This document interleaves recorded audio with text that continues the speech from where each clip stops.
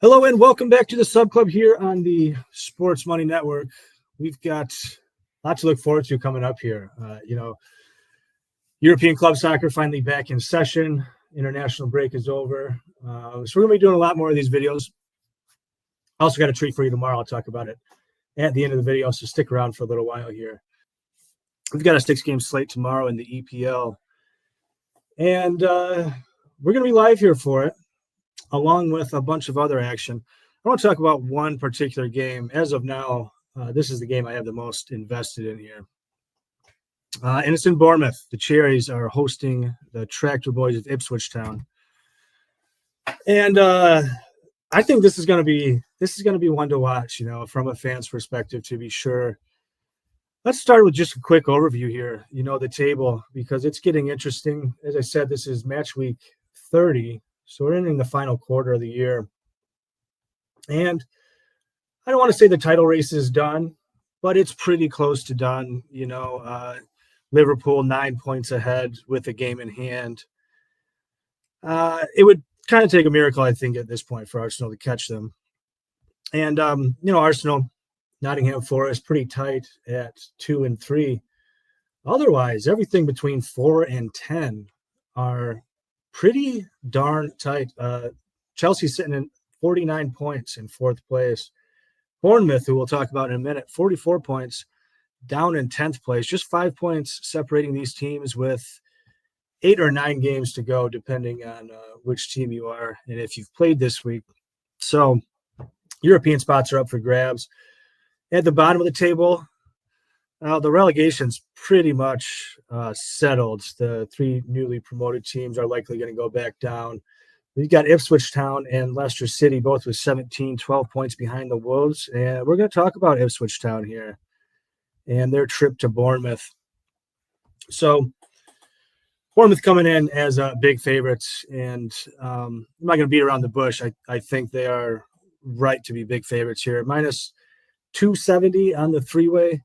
Come back on Ipswich plus 700. And, if you watch their last game, you can kind of see why they're, apart from the records of these teams, if you watch that last game, you can kind of see why they are enormous dogs here. That last game, over 4.5 expected goals. It was kind of back and forth at moments, but really it was mostly one-way traffic with Bournemouth attacking nonstop. Bournemouth generated 3.28 expected goals all on their own off 22 shots. They had 23 box entries, which is an enormous number. Even good offensive teams are usually averaging around 10 box entries a game. So when you're getting up towards that 24 mark, you're doing well. 4 shots inside the box. Obviously, you get 4 shots inside the box, and that's going to send your XG through the roof. So no wonder they were up near that 3.5 point. I think we're going to see a lot of the same here. In fact, I think it could kind of get even more ugly. We talked about that table, and Cherry's sitting at the table, but they are just 4 points back from a European spot at this point. So they've got nothing to lose, but at the same time, they can't really afford draws, and certainly not against a team of Ipswich's quality. If they're going to get into a European position, they've got to make games like this count and come away with all 3 points. On the other hand, the Tractor Boys, as I said, they're not looking good. Looks like they're heading back to the English Championship because they don't seem long for the Prem. But if they want any chance in the Prem, they really have to win games here. A draw just not going to do them any good. So this should be a game where both teams look to try to bring it to the other team. I don't think there's a whole lot of holding back. You go back and you watch that last game, and Ipswich Town did what they've often been doing, most of the year really, which is they try to sit in a low block. They try to defend with a lot of discipline. And for a lot of teams, a low block can be difficult to break down. But, we were just going over the Cherries numbers. It was not difficult for the Cherries to break them down in that reverse fixture. One of the things that low block affords Ipswich is it kind of just allows them to gunk up the middle of the field. But what Bournemouth is best at is going down the side and hammering in crosses. They're one of the best in the league when it comes to hammering in crosses. I expect them to do an awful lot of that this game. The question is, will Ipswich even be able to sit in that low block? Like I said, they really have to pursue all 3 points here, and you can't win if you don't score goals. So can they even afford to sit back and try to play a disciplined defense where they put everybody in the box and keep them there? I don't think they really can, and that should just open up the game all the more. So, defensively, we should see the Tractor Boys a little bit more open. The thing that really has me liking the Cherries here, though, is what is Ipswich going to do when they have the ball? Not only do they have to defend a little bit more aggressively and try to turn the ball over rather than just sitting and waiting for Cherries to come onto them, they've also got to try to score goals. And the Bournemouth Cherries are arguably the best pressing team in the entire league. So how are they going to try to get the ball up the field? They're not especially good at playing it long. That is Ipswich. If they try to play out the back against this elite pressing team, they're going to be turning the ball over nonstop. You look at their turnover rates, and it's pretty ugly. Even against passive teams like Nottingham Forest, who tend to just sit back, they get turned over an awful lot. Their last game against Crystal Palace turned them over about 40 times.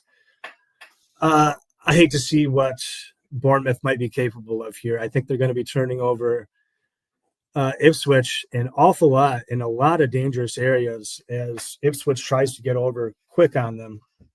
So this kind of leads me to two things. Number one, I think Bournemouth is going to be cooking on offense. And number two, I think they're going to be turning the ball over an awful lot. And that should lead to a high event game. So naturally, I want an over here. And it's a decent price. It's been going up, but you can still get an over 3, the flat 3 at a minus 124.